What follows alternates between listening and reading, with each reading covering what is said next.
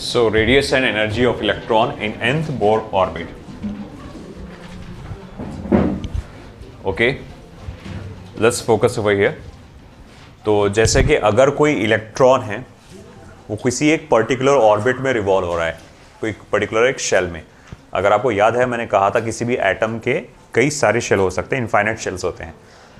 तो अगर वो फर्स्ट शेल में होगा तो उसका रेडियस ऑफ ऑर्बिट क्या होगा, अगर वो सेकंड शेल में होगा तब उसका रेडियस ऑफ ऑर्बिट क्या होगा. एंड अगर ये मुझे कैलकुलेट करना रहा तो मैं कैसे कैलकुलेट करूँगा, उसकी क्या वैल्यूज आएगी हमको वो देखना है. बहुत आसान है, बोर्ड एग्जाम में ये आपको पूछा जा सकता है, तो ध्यान दीजिएगा. तो उसके लिए पहले तो डिस्क्रिप्शन है थोड़ा सा. Consider electron of mass m charge e, है ना, in circular orbit around the nucleus, let v be the speed of the electron in that particular orbit. तो मैं बोलूँगा कि भाई आपका नेसेसरी सेंट्रिपेटल फोर्स कौन प्रोवाइड कर रहा है, तो by electrostatic force of attraction, या मैं कह सकता बाय द फर्स्ट पॉस्टुलेट. तो according to the first postulate अगर मैं कहूँ बोर के कि नेसेसरी सेंट्रिपेटल फोर्स जो है इलेक्ट्रॉन के मोशन के लिए वो कौन प्रोवाइड करता है, तो आपका electrostatic force of attraction which can be given as 1/4πε0 E²/r². ठीक है. अब यहाँ पे फिर क्या होता है बेटा, ये आपका कैंसल आउट होगा आर. फिर मैं लिखूंगा mv² बचेगा क्या, E²/4πε0r. मैं m को उधर ट्रांसफर कर देता हूँ, तो v² what, E²/4πε0mr. This can be given as equation number 1. Okay. अब आगे क्या, ये एक इक्वेशन आ गई मेरे पास वेलोसिटी की. अब मैं आगे क्या करूँगा बाय सेकंड पॉस्टुलेट.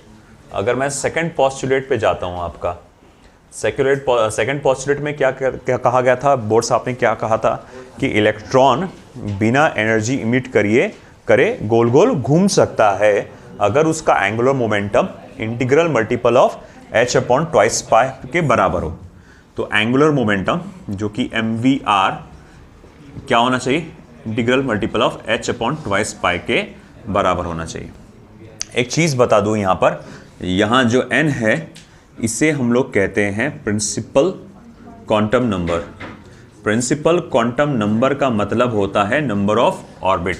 ये कौन से ऑर्बिट में है वो, अमजद वो कोई ठोक रहा दरवाजा, उसको बाहर रोको, बाहर रोको.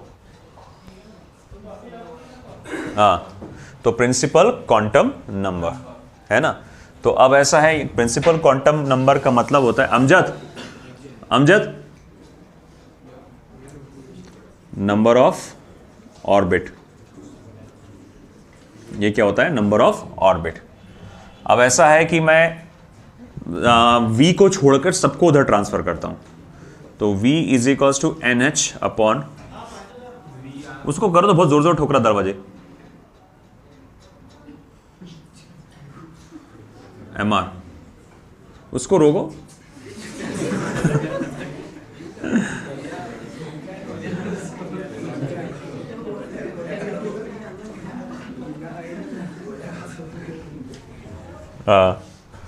तो हमारे पास वेलोसिटी का ये पर्टिकुलर फॉर्मूला आएगा n²h²4π²m²r². ठीक है. इसमें ये हो जाएगा आपका इक्वेशन नंबर 2. ठीक है. अब LHS अगर सेम है तो मैं RHS को भी इक्वेट कर सकता हूं. देयरफॉर फ्रॉम 1 and 2, तो ये हो जाएगा E²/4πε0mr n²h²4π²m²r², है ना. अब सेम चीजों को करो कैंसिल, तो 4 कटा पाई m r. अब ये इसको इधर ला लो, r =ε0 n²h² अपॉन ये पाई m और ये e, है ना, पाई m e², ये रह गया. मैं ये कह सकता हूं कि ये मेरे पास जो फॉर्मूला निकल के आया है ε0 n²h² upon pi m e², ये फॉर्मूला निकल के आया है for the radius of orbital radius of electron in nth orbit. कि कोई अगर इलेक्ट्रॉन nth ऑर्बिट में है तो उसका ऑर्बिटल रेडियस क्या होगा वो।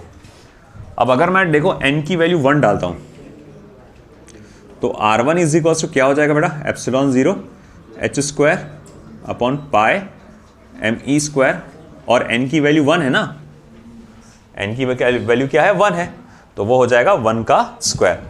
अब अगर नोटिस किए होंगे आपने तो वहां पर जितनी भी चीजें हैं वो सारी की सारी चीजें कांस्टेंट है ना, सब के सब कांस्टेंट है वहाँ। एप्सिलॉन 0 h पाई एम ई, एप्सिलॉन 0 की एक पर्टिकुलर वैल्यू है 8.85 इंटू 10⁻⁻12 कूलम स्क्वायर पर न्यूटन मीटर स्क्वायर, h की value 6.63 into 10⁻34 JS, pi 3.14, mass m mass of electron 9.1 into 10⁻31 kilogram, e क्या है, charge of electron 1.6 into 10⁻19 coulomb. यानी अब ये सारी वैल्यूज डालोगे तो इसकी आंसर जो आएगा एक कांस्टेंट वैल्यू आएगी, and that will B how much, that will B 0.537 angstrom degree, that will B 0.537 या जनरली 0.53 बोला जाता है, कभी 54 बोला जाता है एंगस्ट्रॉम डिग्री। ठीक है, ये R1 आ जाएगी। तो इसका मतलब ऐसा है कि जैसे कि आपने कहा कि ये एप्सिलॉन 0 h स्क्वायर, ये पाई एम स्क्वायर, इसको R1 बोला जा सकता है, तो मैं यहां लिख सकता हूं therefore Rn is equals to R1 into N square, R1 into N square, या फिर Rn is equals to 0.53 N square. ये वैल्यू से मतलब तुमको अगर पता लगाना है कि सेकेंड ऑर्बिट में क्या होगा इलेक्ट्रॉन का रेडियस, तो आप क्या करेंगे, 4 से मल्टीप्लाई कर देंगे, थर्ड ऑर्बिट में 9 से मल्टीप्लाई कर दो, एंड सो ऑन। अब देखो ये जो स्पेसिफिकली था किसके लिए था, हाइड्रोजन एटम के लिए था, है ना। आपको याद है मैंने कहा था पहले वो जो बोर्ड्स पोस्टुलेट था, मॉडल था, वो सिर्फ हाइड्रोजन एटम को लेकर ध्यान में था, बाद में उसको मॉडिफाई किया था फॉर डिफरेंट एटम्स। तो अब सवाल उठा कि अगर यही फॉर्मूला मुझे अगर कोई सर्टेन दूसरे एटम के लिए लिखना है फॉर एनी अदर एटम, तो ये फॉर्मूला कैसा आएगा, Rn is equals to epsilon 0 h square Zn square upon pi M E square, है ना, pi M E square, Zn square upon pi M E square. आई बात समझ में आपको, है ना। Zn स्क्वायर आपको याद होगा, मैंने बताया था जब लास्ट टाइम ही सॉल्व करते वक्त ई स्क्वायर आया तो उसके साथ क्या आ जाता, Z आ जाता, है ना। वो कैसे आया था बताया था मैंने, यहीं से कर सकते हैं आप इसको, है ना, ZE इंटू ई, तो वो हो जाता है ZE स्क्वायर। ठीक है, लिख लो ये सब।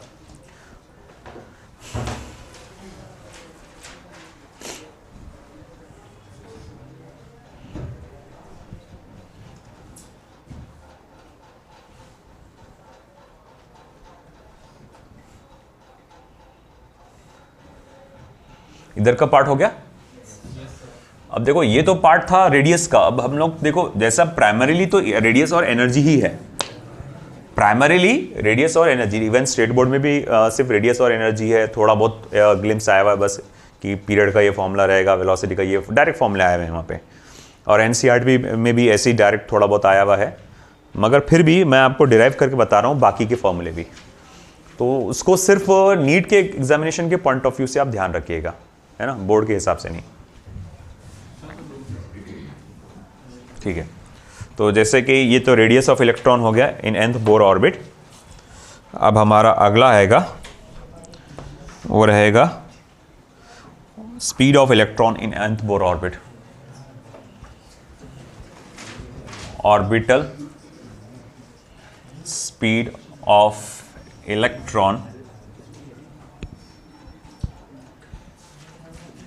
इन nth Bohr orbit, orbital speed of electron in nth Bohr orbit. पिछली बार आपका रेडियस था, इस बार आपका क्या रहेगा, ऑर्बिटल स्पीड रहेगा।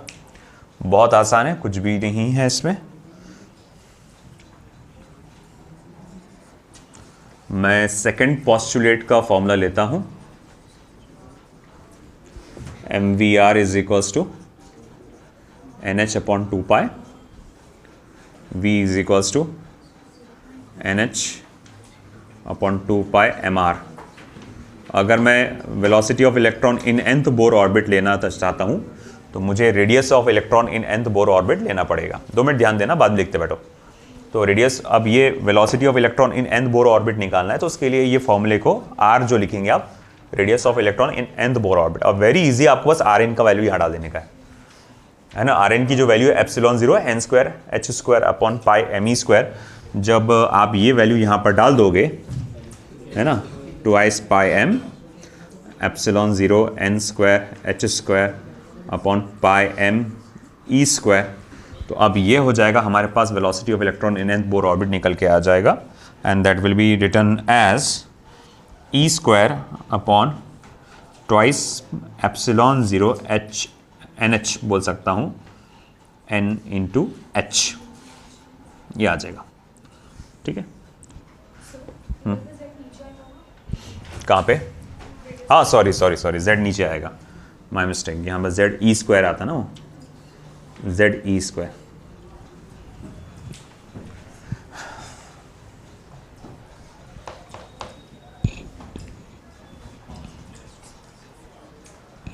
कोई मुझे ओमेगा निकाल के दिखा सकता है क्या? क्योंकि v तो है तुम्हारे पास, r भी है, omega equals to v by r। करो सॉल्व।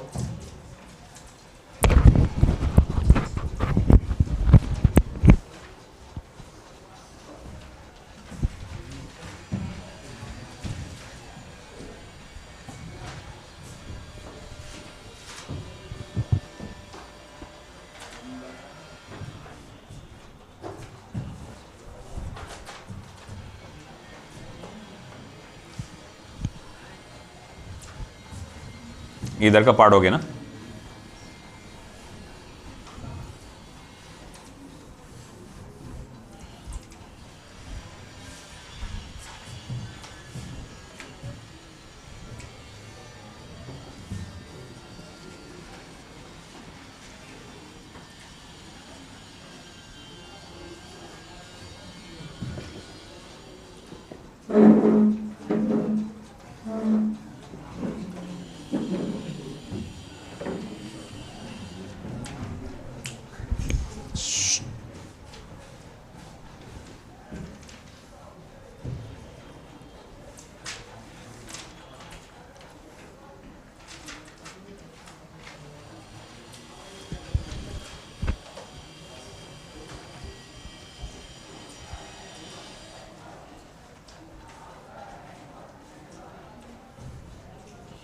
हुआ?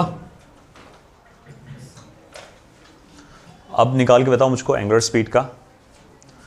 तुम्हारे पास r का फॉर्मूला है, तुम्हारे पास v का फॉर्मूला है ना। दोनों का एसिमुलेट करो, omega equals to v by R. Formula क्या आएगा बताओ मुझे।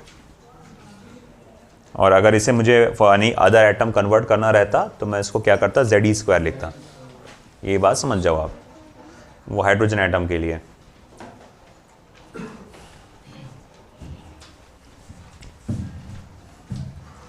Omega equals to v by r. v क्या है?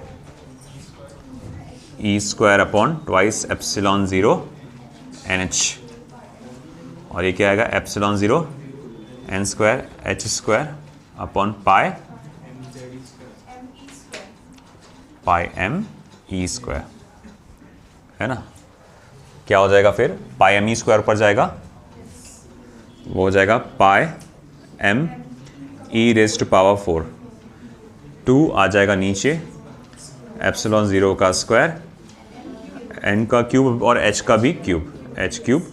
और चलो ठीक है, मैं यहाँ ऐसे भी लिख सकता हूँ सेपरेटली, n क्यूब। और फिर उसके बाद फॉर एनी अदर एटम, क्या लगता है अगर मैं कोई सिर्फ z डालूंगा, सिर्फ z डालूंगा क्या?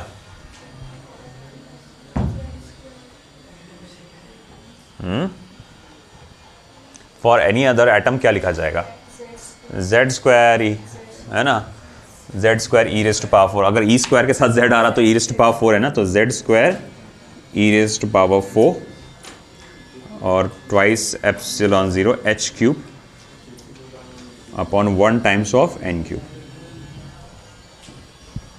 आया समझ में? चलिए, कहाँ पे?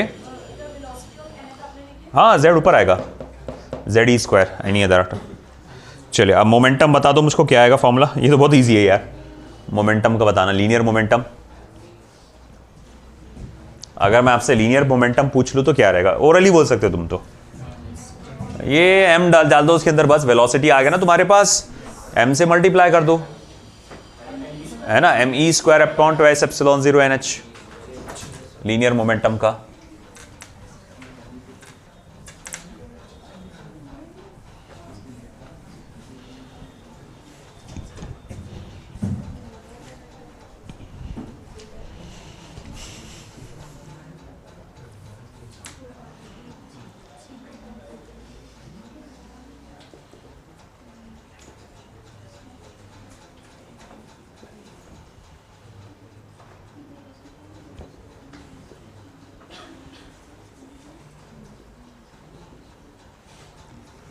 me²/2ε0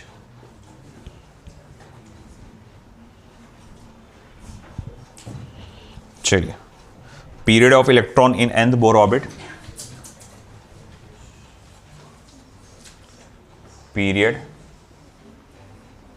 of electron in nth Bohr orbit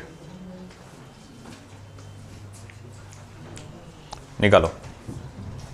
चलो ये टास्क आपको दिया, पीरियड ऑफ कैलकुलेट करके बताओ मुझे, जब तक के थोड़ा झाड़ी लेके आता हूँ बाहर लोगों की।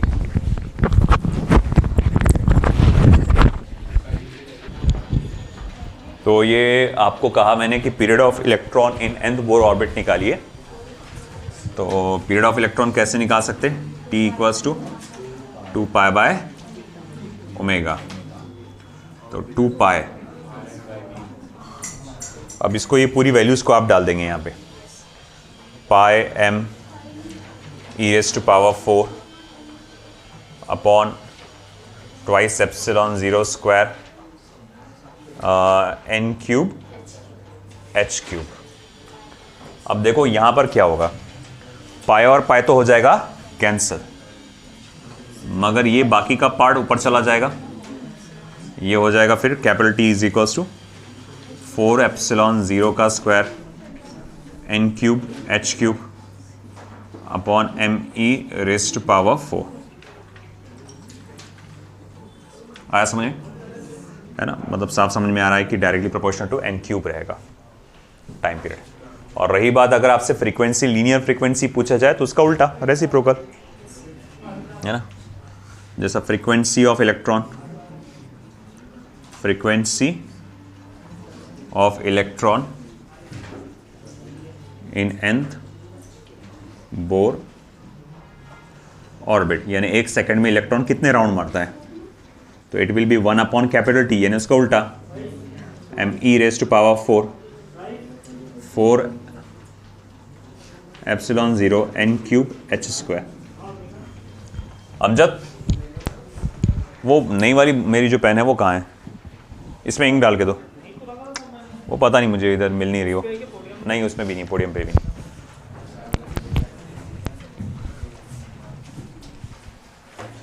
चलिए, हुआ क्या बेटा आपका?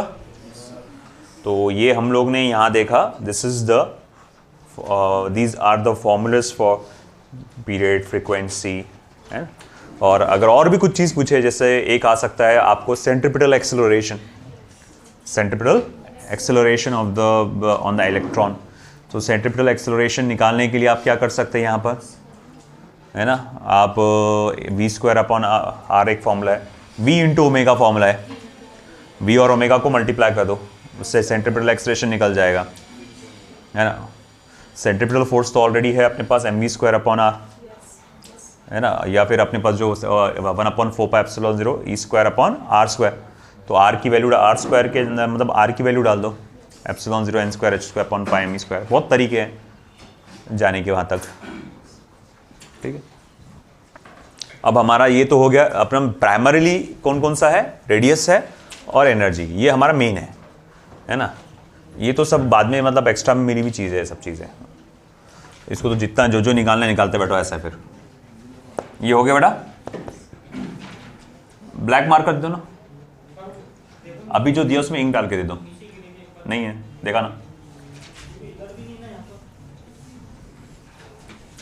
उधर के रूप में होगा। चलिए अब आते हैं हम अपने मेन चीज पे, that is energy of electron in nth Bohr orbit.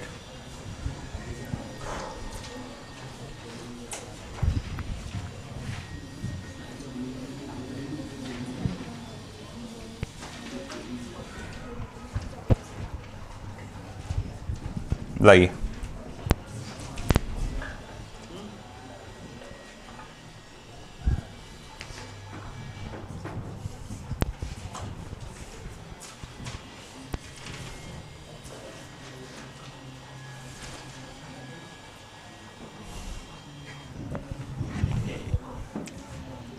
ये बोर्ड एग्जामिनेशन के पॉइंट ऑफ व्यू से भी ध्यान रखना बहुत इंपॉर्टेंट है। एनर्जी ऑफ इलेक्ट्रॉन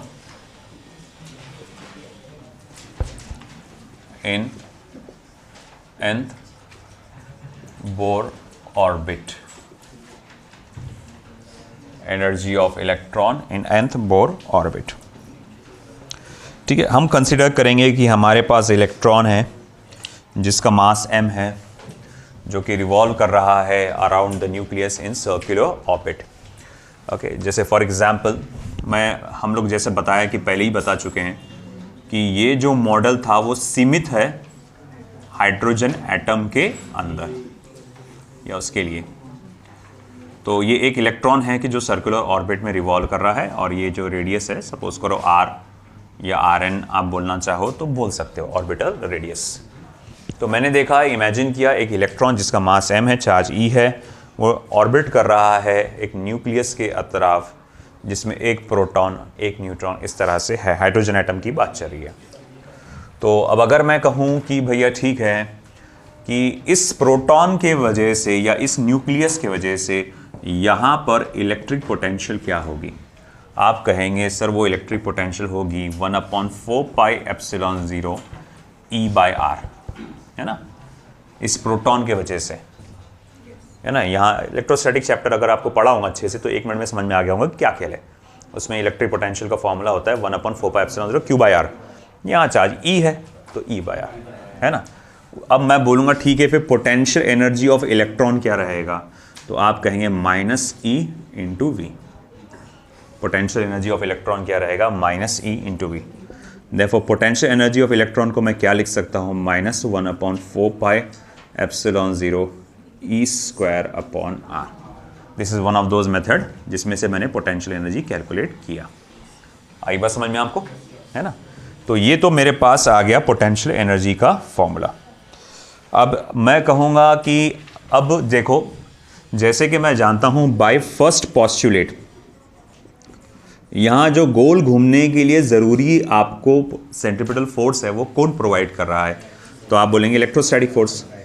यानी कि centripetal force can be written as mv²/r can be written as 1/4 pi epsilon 0 E²/r²।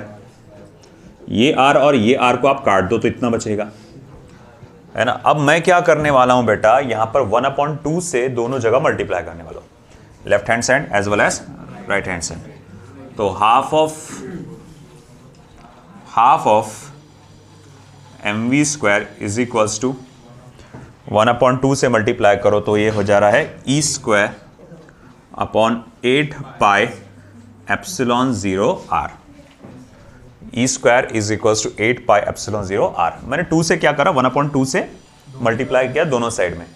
अब जैसे ही आपने ये करे तो आपको देखो LHS को देख के समझ में आ गया कि ये क्या बन गया, ये बन गया काइनेटिक एनर्जी का equation. Therefore kinetic energy is equals to E²/8 pi epsilon 0 r। This is the equation for kinetic energy, this can be written as equation number 2। ये हमारा पोटेंशियल एनर्जी था, so this is equation number 1। Now further, kinetic energy आ गया, potential energy आ गया। Now we are going for the total energy. तो total energy क्या होता है बेटा, the sum of kinetic and potential energy. चलिए, तो टोटल एनर्जी कैसे आएगा, E equals to kinetic energy plus potential energy, यानी कि E square 8 pi epsilon 0 R plus minus E square 4 pi epsilon 0 R। अब आप इन दोनों को ऐड करो। अब अगर आप इन दोनों को ऐड करोगे तो आपका जो कैलकुलेशन आएगा टोटल एनर्जी का, it will be minus E square upon 4 pi, so not 4, 8 pi epsilon 0 R। Check कर लीजिए, नहीं तो आप एडिशन करने पे है ना, आप क्या करेंगे, E square upon 4 pi epsilon 0 R common निकालेंगे। अगर मैं E square upon 4 pi epsilon 0 R common निकाला, अंदर बचेगा 1/2 माइनस 1। 1/2 माइनस 1 कितना होता है, -1/2। -1/2 जाके इससे मल्टीप्लाई होगा, बनेगा क्या, minus E square upon 8। Naushad है, खोल दो, उसका मैसेज आया था, बाकी लोग उसका वो मत कर लेना बहाना, ये मैं ले जाऊंगा। तूने डाला था मैसेज, किसको, मेरे को किया था क्या, हाँ मेरे को करने का, चलो हाँ। अब चलो इधर, अब देखो भैया यहां पर माइनस E स्क्वायर अपॉन 8, अरे इधर ध्यान दे रहे, तो ये हो गया energy of electron in nth Bohr orbit. अब अगर देखो ये तो आ गया, अब इसको और थोड़ा सा मॉडिफाइड वर्जन, इसका जो प्रॉपर वर्जन जिससे हम इजीली कैलकुलेट कर सकें, ये थोड़ा सा उसमें रेडियस चाहिए होगा हर बार, कि भाई अगर आपको सेकंड ऑर्बिट का पूछे तो सेकंड ऑर्बिट की रेडियस डालो, फोर्थ ऑर्बिट पूछे तो फोर्थ ऑर्बिट की रेडियस डालो, तो फिर रेडियस को अलग से कैलकुलेट करो फिर डालो। इससे अच्छा यार एक ही बार कैलकुलेट करके आ जाना चाहिए आंसर। तो ये कैसे करेंगे अपन, तो Rn की वैल्यू डाल दो। अब Rn की वैल्यू क्या है, since Rn is equals to क्या है, epsilon 0 n square h square upon pi m E square, है ना, ये Rn की वैल्यू है। तो फिर energy of electron in nth Bohr orbit क्या हो जाएगा फिर, माइनस E स्क्वायर, या फिर मैं डायरेक्ट अगर बोलूं minus pi m e raise to power 4 upon 8 epsilon 0, pi pi तो हो जाएगा कैंसिल।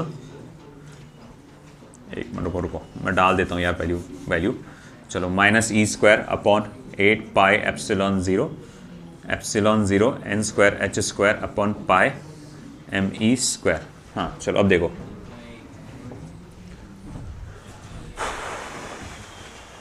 पाई कटा, ये E स्क्वायर चला गया ऊपर, m भी ऊपर चला गया, तो फिर बचा क्या, फिर यहाँ पर देखते हो क्या क्या लिख सकते हैं अपन, therefore En is equals to minus m e raise to power 4 upon 8 epsilon 0 square n square h square. ठीक है, ये क्वेश्चन आई मेरी फॉर nth ऑर्बिट की। ओके, अब ऐसा है, अगर सपोज करो मैं क्या करता हूं, यहां पे ये सारी वैल्यूज डाल देता हूं। देखो मैं अगर n इक्वल्स टू 1 लेता हूं और बाकी सारी वैल्यूज डाल देता हूं, तो minus m e raise to power 4 upon 8 epsilon 0 square h square बचेगा सिर्फ, है ना। और अगर आप देखेंगे ब्रैकेट में जितने भी टर्म्स है वो सारे के सारे क्या है, फिर से कांस्टेंट आएगा, तो जिसकी वैल्यू आएगी -13.6 electron volt.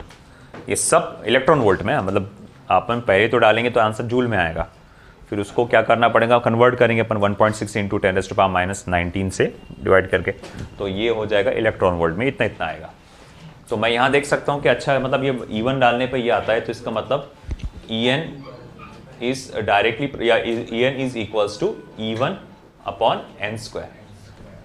En is equals to E1 upon n square, और आप ऐसा लिख सकते हैं En is equals to -13.6 upon n square.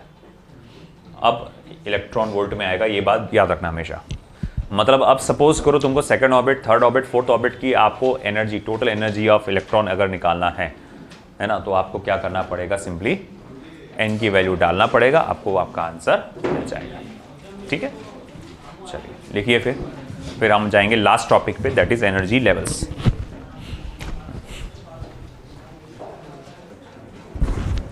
तो अभी फ़िलहाल आप जो देख रहे हैं, आपने ये देखा कि किसी भी एटम में, जैसे हाइड्रोजन एटम की जो बात चल रही थी, हम लोग स्पेसिफिकली हमारा फोकस किस पे था? हाइड्रोजन एटम पे था। तो हाइड्रोजन एटम में अगर हमें एनर्जी किसी भी इलेक्ट्रॉन की अलग अलग ऑर्बिट में डिटरमाइन करना है, तो उसके लिए एक बेसिक सा फॉर्मूला आता है -13.6 upon n square electron volt, है ना। तो जहां हमने देखा कि एनर्जी जो है इन्वर्सली प्रोपोर्शनल है n के स्क्वायर को, हम लोग देख सकते हैं। अब देखो यहां पर क्या होता है बेटा, कि जो हमारे पास फर्स्ट ऑर्बिट की एनर्जी है -13.6 इलेक्ट्रॉन वोल्ट। अब अगर मैं किसी भी nth ऑर्बिट की एनर्जी निकालना चाहता हूं, तो उसके लिए फॉर्मूला क्या होता है? -E1 अपॉन n स्क्वायर होता है।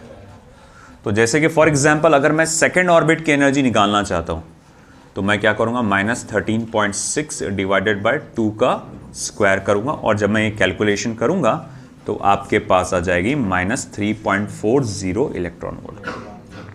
सिमिलरली अगर मुझे थर्ड ऑर्बिट की एनर्जी निकालना है, तो मैं क्या करूंगा? -13.6 को 3 के स्क्वायर से डिवाइड करूंगा, तो आंसर कुछ आ जाएगा आपका -1.51, है ना, इलेक्ट्रॉन वोल्ट। और अगर सपोज करो मुझे फोर्थ ऑर्बिट की एनर्जी चाहिए, तो क्या आएगा? -13.6 को मैं क्या करूंगा? 4 के स्क्वायर से डिवाइड करूंगा, तो आंसर आ जाएगा -0.85 इलेक्ट्रॉन वोल्ट। आई बात समझ में?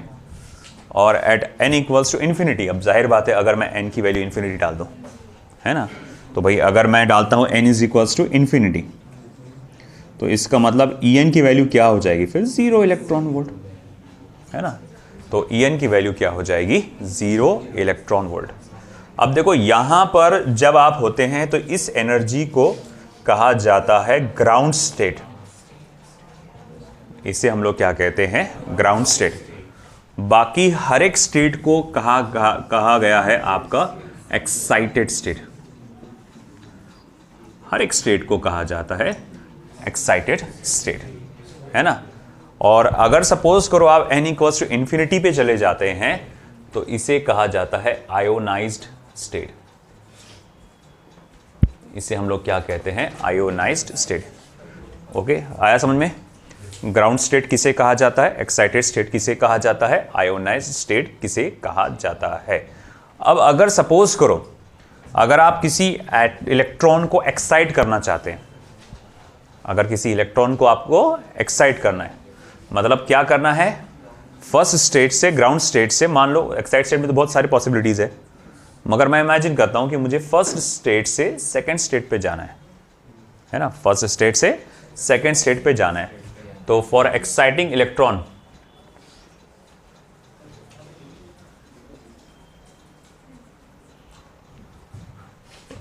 फर्स्ट स्टेट से कहां भेजना है आपको? मैं थोड़ा सा डायरेक्ट जा रहा हूं, वर्ड्स में नहीं बोल रहा हूं। From first state to ground state to first excited state, from ground state to first, ये फर्स्ट एक्साइटेड स्टेट है ना, फिर बाद में सेकंड एक्साइटेड स्टेट क्या होगा? n इक्वल्स टू 3 का होगा। तो अगर मैं ऐसा करना चाहता हूं तो मुझे क्या करना पड़ेगा? उसको एनर्जी देना पड़ेगा, है ना। बोले देना पड़ेगा? जी हाँ, क्योंकि आपने अगर नोटिस किया होगा कि अगर एब्सोल्यूट वैल्यूज देखता, एब्सोल्यूट वैल्यू मतलब मैग्नीट्यूड में अगर मैं देखता हूं, तो मैग्नीट्यूड में तो ये भाई ज्यादा आ रहा है, मगर आपको साथ में क्या नजर आ रहा? Minus sign. अब क्या ये एनर्जी वेक्टर क्वांटिटी है क्या, जो डायरेक्शन इंडिकेट करता? नहीं, वो तो स्केलर क्वांटिटी है। तो अगर स्केलर क्वांटिटी है तो -13.6 भैया सिंपल सी बात एक लो वैल्यू इंडिकेट करता है ना। ये लो वैल्यू ऑफ एनर्जी, ये हायर वैल्यू ऑफ एनर्जी, ये हायर वैल्यू ऑफ एनर्जी, ये higher value of energy and so on, है ना।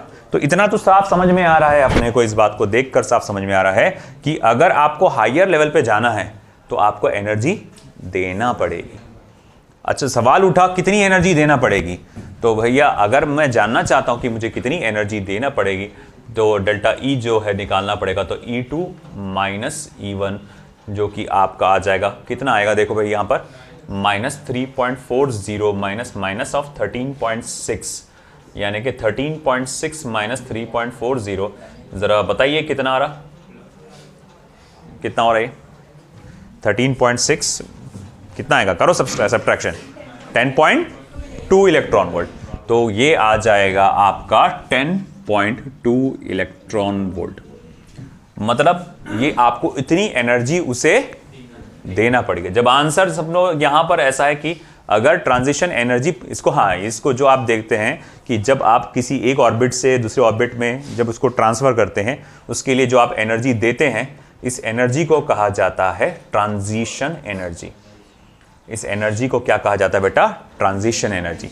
तो अगर मान लो कहीं ट्रांजिशन एनर्जी अगर पॉजिटिव में आ रही है, इसका मतलब क्या हुआ कि इलेक्ट्रॉन को एनर्जी दी गई है ताकि वो कोई लोअर स्टेट से हायर स्टेट में जा सके।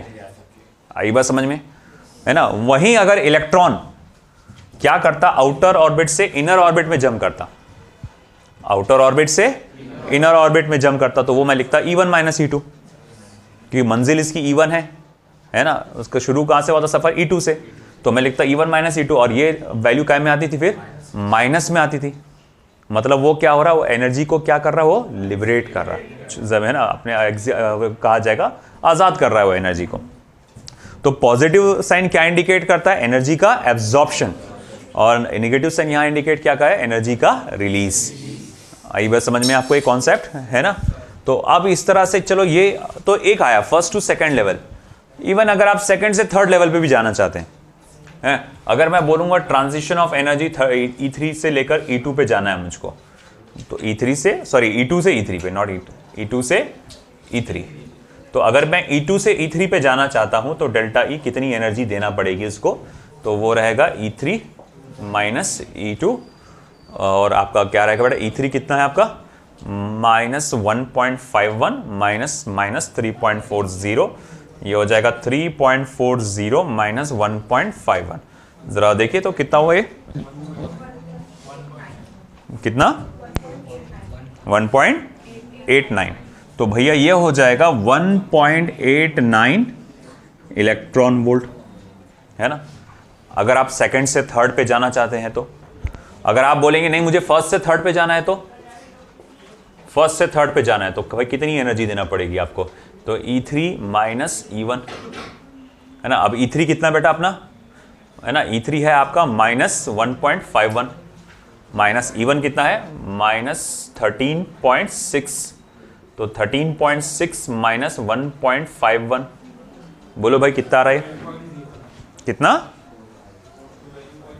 12.09 इलेक्ट्रॉन, या 12 पॉइंट बोल सकते हैं अप्रॉक्स में। तो ये 12.09 इलेक्ट्रॉन वोल्ट। आई बात समझ में? तो इस तरह से ये आपको सब पता चल जा रहा है कि भाई आपको अगर एक में से दूसरे में जाना है तो कैसा।